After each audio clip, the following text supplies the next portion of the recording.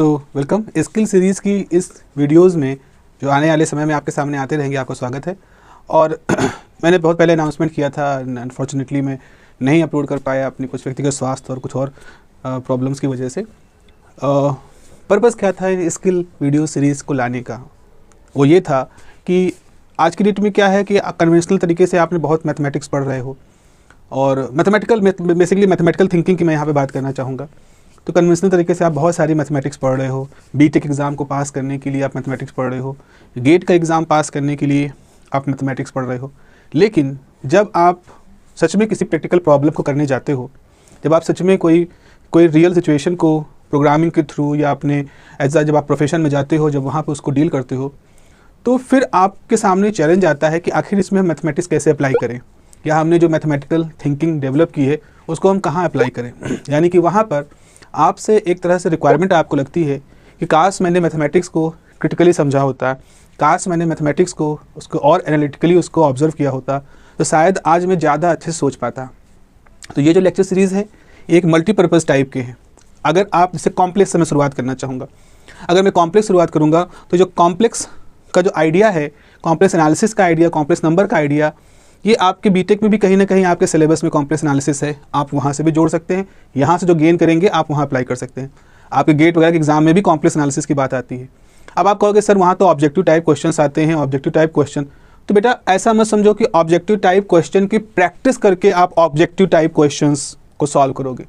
अगर आपको लगता है कि आप कॉन्सेप्ट, मीनिंग, इंसाइट के बारे में नहीं एक्सप्लोर करोगे, सिर्फ आप खूब सारे क्वेश्चन सॉल्व कर लोगे और इसको सॉल्व करने से आप ऑब्जेक्टिव टाइप क्वेश्चन सॉल्व कर ले जाओगे, this is not the good idea.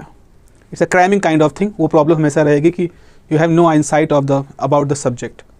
तो इस स्किल बेस्ड कोर्सेज के जो वीडियोज़ होंगे, स्किल बेस्ड वीडियोज़ जो होंगे, उनमें मेरा पर्पज़ यही होगा कि आपको उन मैथमेटिकल आइडियाज़ के बारे में थोड़ा सा ज़्यादा अफेक्शन, मतलब आप उससे थोड़ा सा और जुड़ाव महसूस करें, उनके पीछे की वाट, वाई, हाउ, इन सब चीज़ों को और अच्छे से एनालिसिस कर पाएँ, और उनको कैसे हम प्रोग्रामिंग में कैसे यूज करेंगे उनको भी हम वहाँ पर कुछ देखेंगे। तो मैं आपके साथ कुछ एल्गोरिदम भी डिस्कस करूँगा, कुछ पाइथन प्रोग्रामिंग स्क्रिप्ट भी डिस्कस करेंगे। उनमें क्यों हम क्या क्या बुला रहे हैं, जैसे लाइब्रेरी कॉल करना है, वो तो सबको मालूम ही है। सिंटेक्स वगैरह आप बहुत ही अच्छे तरीके से आप लोग जान गए होंगे, ज़्यादा बेहतर से मुझसे जानते होंगे, मैं मानता हूँ। लेकिन मैथमेटिकल इंसाइट क्या है, किस ऑर्गन प्लेन में हम किस आर्गूमेंट को चेंज करते हैं, तो कैसे वहाँ पर वेरिएशन होता है, ये सारी चीज़ें भी हम उस प्रोग्रामिंग पार्ट पर डिस्कस करेंगे। तो आप देखोगे इन वीडियो कुछ पार्ट होने वाले हैं, कुछ थ्योरेटिकल होगा, कुछ हिस्टोरिकल होगा। That is my favourite, whether you like it और not, but whenever I start anything I try to whenever I start to analyze anything, मेरा एक सहज जिज्ञासा होती है कि आखिर पहले क्या था, शुरुआती आइडिया क्या थे। क्योंकि ऐसा नहीं है कि आप कोई नया विचार सोचोगे, तो अगर आपने पहले विचार नहीं पढ़े तो कौन जाने आपका सोचा गया विचार पहले से भी सोचा जा चुका है, या आपको कोई पीछे सोचे गए विचारों में से कोई एक नया आइडिया मिल जाए। और साइंस में ऐसा कितनी बार हो चुका है, कितनी बार ऐसा हो चुका है कि कोई पुराना आइडिया जो कि निगलेक्ट कर दिया गया था, डिस्कार्ड कर दिया गया था, वो फिर से किसी ने उसको नए तरीके से अडॉप्ट किया।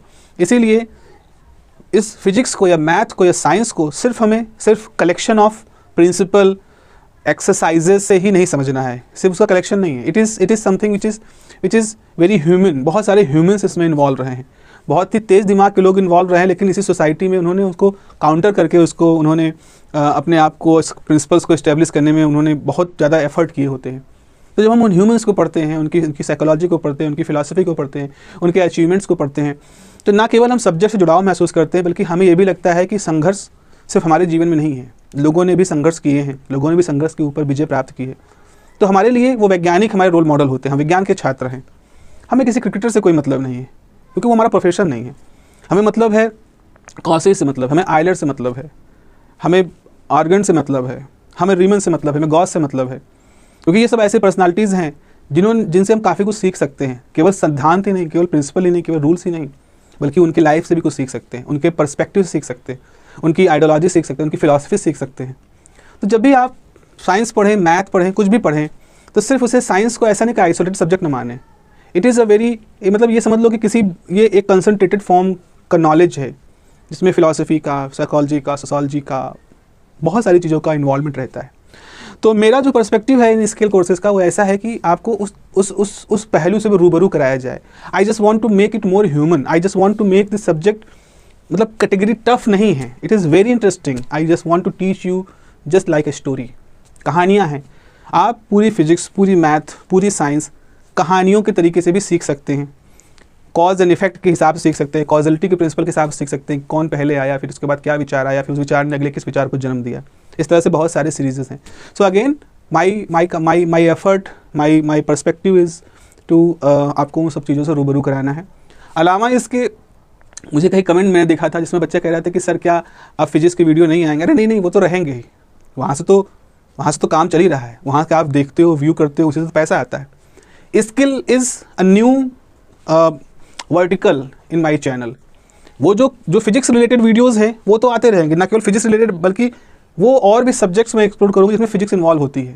इलेक्ट्रोमैग्नेटिक थ्योरी में है, इलेक्ट्रिसिटी कम्युनिकेशन के सब्जेक्ट है, इलेक्ट्रॉनिक्स के सब्जेक्ट है, मैकेनिकल इंजीनियरिंग के सब्जेक्ट हैं, अलावा कंप्यूटर साइंस में भी जैसे मशीन लर्निंग, डीप लर्निंग, ये सब भी सब्जेक्ट हैं जो कि मेरे विषय के साथ कुछ मतलब लैटरल या परपेंडिकुलर या कहीं से टच करते हैं, उनको भी मैं डिस्कस करूँगा। लेकिन ये जो वर्टिकल्स है, मैथ टू मार्केट यानी जो स्किल बेस्ड कोर्सेज हैं, ये भी उसका एक हिस्सा बनने वाले हैं। और मैं कोशिश करूँगा कि इस पर्टिकुलर प्लेलिस्ट में आप देखिएगा, मैथ टू मार्केट का जो प्लेलिस्ट होगा, इस प्लेलिस्ट में आपको ऐसे वीडियोस मिलेंगे जो कि आपको आपके एक विजन को क्लियर करने का कोशिश है विथ मैथमेटिक्स के डिफरेंट टॉपिक्स हम चुनेंगे। ऑप्टिमाइजेशन मतलब वो जो शायद आपकी मशीन लर्निंग या स्टैटिस्टिकल लर्निंग से जो सब्जेक्ट्स हैं, या आपकी डीप लर्निंग के सब्जेक्ट है, machine learning, deep learning, artificial intelligence जुड़े हुए सब्जेक्ट्स हैं, लॉजिक के जुड़े हुए सब्जेक्ट्स हैं, उनके साथ कहीं ना कहीं रिलेट होगा। तो मे बी ये लुक ऐसा लगे कि रैंडम सा है, बट वो उतना रैंडम नहीं होगा। अगर कॉम्प्लेक्स है तो कॉम्प्लेक्स की कुछ चीज़ें मैं ठीक ठाक लेवल तक वहाँ बात करूँगा, ऑप्टिमाइजेशन कहूँगा तो कुछ लेवल तक बात करूँगा, कैलकुलस वो जो आपके लिए पर्सपेक्टिव है उनकी कुछ बात करूँगा। तो ये जो प्लेलिस्ट होगी math to market this skill based course की, this will be more focused toward the application of the deep mathematical concepts, जिनको कि हमें समझना जरूरी है as a programmer, as a computer scientist, as an engineer जो हमें समझना जरूरी है, उनको ये मैं समझाने की यहाँ पर आपके सामने कोशिश करूँगा। और आप इनको देखें, और ना केवल देखें, अगर देख रहे हूँ तो प्लीज़ उसके साथ कोई कमेंट या कुछ भी आप अपना एक ज़रूर ऐड करिएगा, क्योंकि ना केवल वो एल्गोरिदम को सपोर्ट करेगा, ना केवल वो मेरे चैनल को सपोर्ट करेगा, बल्कि इस चैनल ये वीडियोस और भी लोगों तक पहुंचाएगा, और भी लोगों को हो सकता है इसकी ज़रूरत जिनको हो उन तक ये पहुँचे। सो चलिए शुरू करते हैं अपना सबसे पहला topic, that is the complex analysis. Complex number कैसे डेवलप हुए, शुरुआत में हम ये बात करेंगे और फिर आगे उनकी भी बात चलेगी। शुरू करते हैं अपना नेक्स्ट क्लास, अपनी class that is about the complex analysis.